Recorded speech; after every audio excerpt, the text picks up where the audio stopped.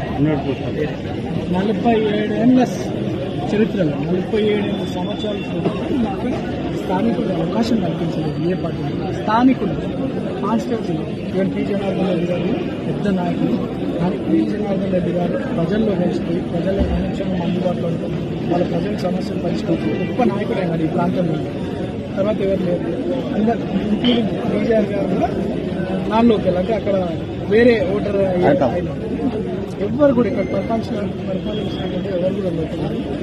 ఈ లోకల్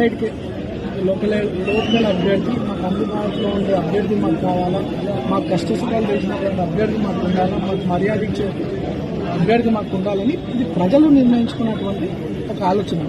అందులో భాగంగా అన్ని సర్వేల రిపోర్ట్స్ ప్రకారం నాకు కాంగ్రెస్ పార్టీ ప్రజల ఆశీస్సుల మీద, ప్రజల కోరిక మీద నాకు ఈ అవకాశం వచ్చింది అనుకుంటున్నాను. ప్రజలందరూ కూడా చాలా సంతోషంగా చూపించి అనేక రకాల కుట్రలు బీఆర్ఎస్ పార్టీ పండుతుంది. పి జనార్దన్ రెడ్డి గారు మా పెద్ద ఆయన. మేము చిన్నప్పటి నుండి మా ఫాదర్ ఆయన శిష్యుడిగా ఎదిగి ఒక పేరు సంపాదించుకున్నాడు.